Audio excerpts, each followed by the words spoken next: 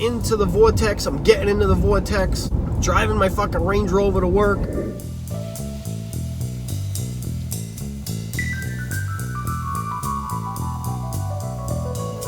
Everything's good. There's no resistance. There's no negativity. I'm a little bit late for work, but that's all right. I'll work through lunch. I'll bust out at like 4:15. And then I'll go to the bar, have a couple fucking beers, and then I'll drive home. Right? That's my sanity for the day.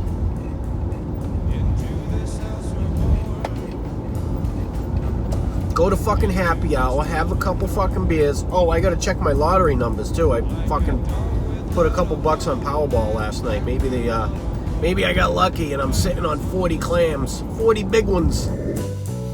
There's a killer on the road. 40 million. Could you imagine? Bing! How fucking cool would that be? I would start my winery tomorrow morning.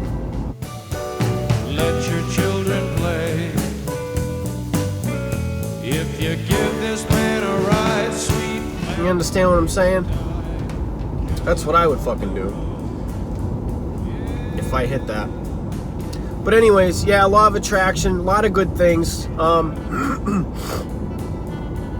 I guess on this episode, I can talk about some of the things I do to get myself back into the vortex.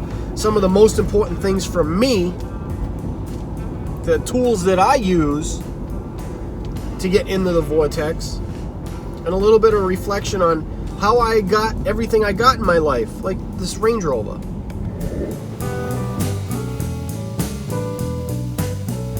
Girl, you gotta love your man. Girl, you gotta. This is just an example. It's a manifestation, right? When I first, all right, and I'll go over some of the law of attraction techniques that I've always used. First and biggest technique I've always used is visualization. I would always visualize myself either driving the Range Rover with my wife or driving it somewhere or just enjoying it.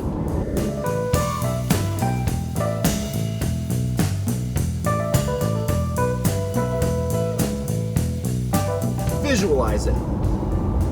I'd visualize what I want, the color I want, the interior, be very specific, and I would tell myself, it's going to happen. I'm not going to take no for an answer, right? So that's a technique that I use that helped me manifest my Rover.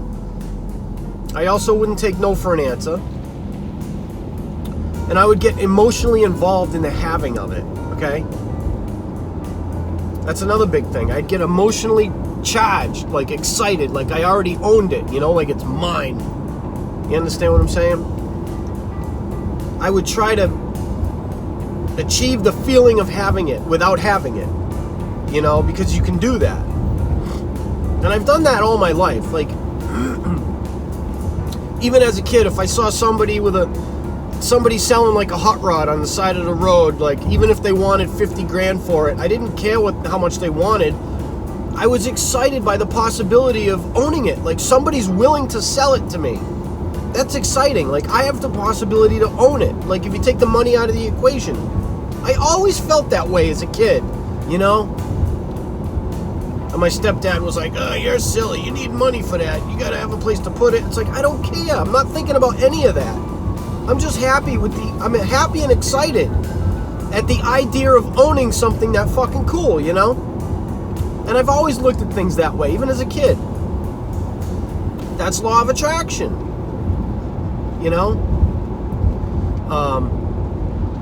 So I use visualization a lot. I visualized my vineyard that I planted.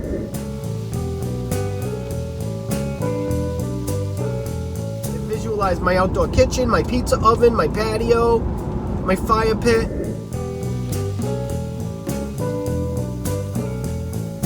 Range Rover, the winery.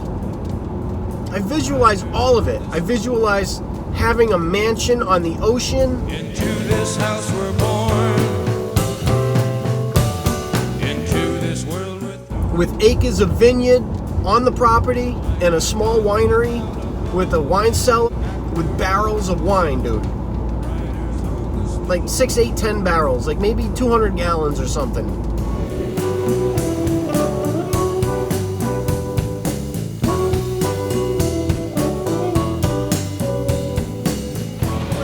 Cases, you know, just enough to keep me busy, you know, keep it small, keep it so I can do it myself if I have to, okay? I'm sick of relying on other people, you know? So these are the techniques I use: visualization, get emotionally involved in the having of it as if you already have it, you know what I mean? Feel the ownership of it without having it, and feel how good that feels, and then just milk it. You know, that's the momentum, that's the law of attraction. You're sending a signal out there. So these are a couple of techniques I used. You know, I taught myself how to play drums. I was very visual. I would watch drummers play. I would see what they were doing. I'll be like, okay, he's doing that with his right hand, his left hand, his right foot, his left foot. You know, I would see sequentially what they were doing. I would listen for the sounds and the beats and the notes. And then by the time I bought my first drum set in 2006, I already knew how to play it. It was just a matter of getting my chops down, you know what I'm saying? So that's how it works. That's how the mind works.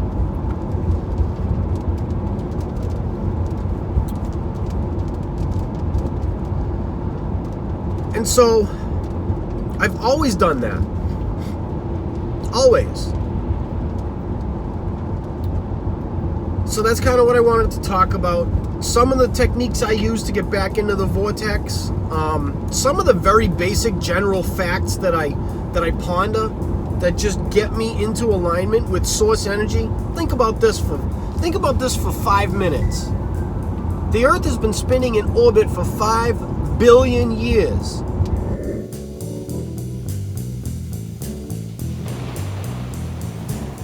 I tell this to people all the time. Fucking, you want to talk about climate change? I go, 5 billion fucking years. You're going to get wrapped up in climate change. Guess what? The climate's going to fucking change. But that's just that argument. But now, as a standpoint of source energy and abundance, think of that.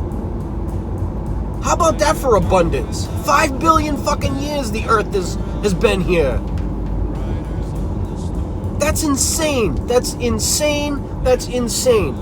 The well-being of the universe is the order of the day. It's pervasive. It's overwhelming. It's undeniable. And it's all positive.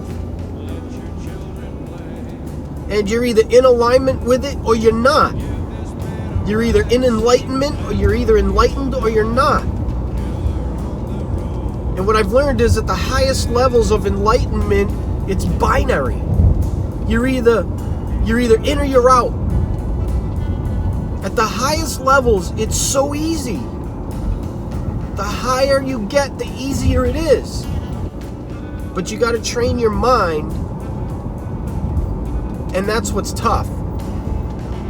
That's the tough part. You got to focus your mind. You have 70,000 thoughts in a day. Subconsciously. Okay? And 90% of those are redundant and negative because we've been programmed negatively by our society. The best technique for you to do to stay positive is to reprogram your subconscious. Reprogram it. Be positive. Do positive affirmations. Constant spaced repetition. You got to repeat these things like a record player to get your subconscious reprogrammed. I used to be a cynical bastard because of all the dues I've paid, all the shit I've been through, all I've lost, how I've been raised and treated, and I can't do it anymore. I can't look back. I have to live in the now, in the moment, and fucking just be positive, and I've decided to do that, and I've been happier for it. When I'm in the vortex, there's an absolute knowing that I will have everything I want and I vision. It's already happened. I've manifested this stuff. I did. It's without a doubt real. And so if you can reprogram your subconscious mind to be positive and to release all negative thoughts, which is resistance, you're going to be happier. You're going to be happier. So that's the biggest thing. Because your subconscious mind runs away with you.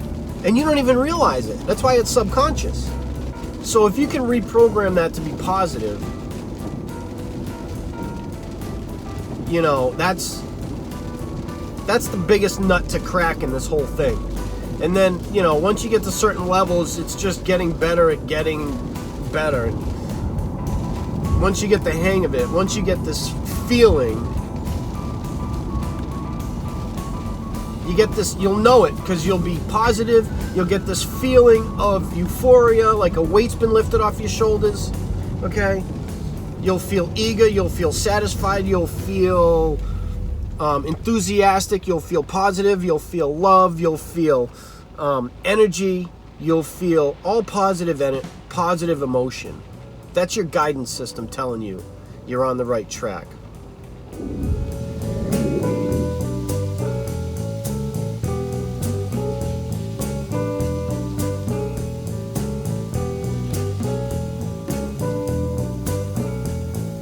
Riders on the storm,